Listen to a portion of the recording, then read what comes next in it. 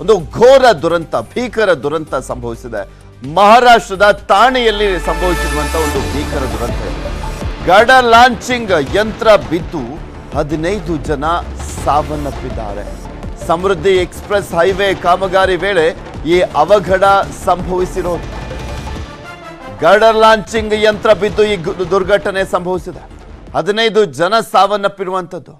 ಅವಶೇಷಗಳ ಅಡಿಯಲ್ಲಿ ಇನ್ನೂ ಹಲವರು ಸಿಕ್ಕಾಕೊಂಡಿರುವಂಥ ಶಂಕೆ ಇದೆ. NDRF ತಂಡ ದೌಡಾಯಿಸಿದ್ದು ರಕ್ಷಣಾ ಕಾರ್ಯಾಚರಣೆಯಲ್ಲಿ ಭಾಗವಹಿಸಿದ್ದಾರೆ. ಅವರು ಸುಮಾರು 200 ಮೀಟರ್ ಎತ್ತರದಿಂದ ಈ ಗರ್ಡರ್ ಲಾಂಚಿಂಗ್ ಮೆಷಿನ್ ಕುಸಿದು ಬಿದ್ದಿದೆ. ಹಲವು ಕಾರ್ಮಿಕರು ಗಾಯಗೊಂಡಿದ್ದು ಆಸ್ಪತ್ರೆಗೆ ದಾಖಲು ಮಾಡಲಾಗಿದೆ.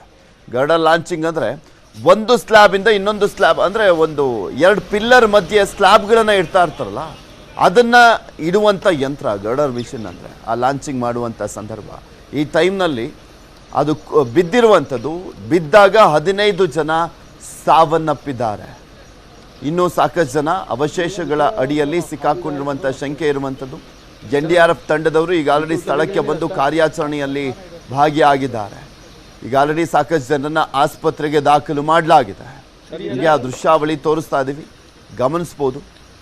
ಇದು ಗರ್ಡರ್ ಲಾಂಚಿಂಗ್ ಮಿಷಿನ್. ಅದು 2 ಪಿಲ್ಲರ್ಗಳ ನಡುವೆ, ಗರ್ಡರ್ ಲಾಂಚಿಂಗ್ ಮಿಷಿನ್ ಅಂದರೆ ನಾನು ಹೇಳ್ತಾ ಇದ್ನಲ್ಲ, 2 ಪಿಲ್ಲರ್ಗಳ ನಡುವೆ ಒಂದು ಸ್ಲ್ಯಾಬ್ಗಳನ್ನು ಕೂರಿಸ್ತಾರಲ್ಲ, ಆ ಸ್ಲ್ಯಾಬನ್ನು ಕೂರಿಸುವಂಥ ಮಿಷಿನ್ ಅದು ಗರ್ಡರ್ ಲಾಂಚಿಂಗ್ ಅಂದರೆ.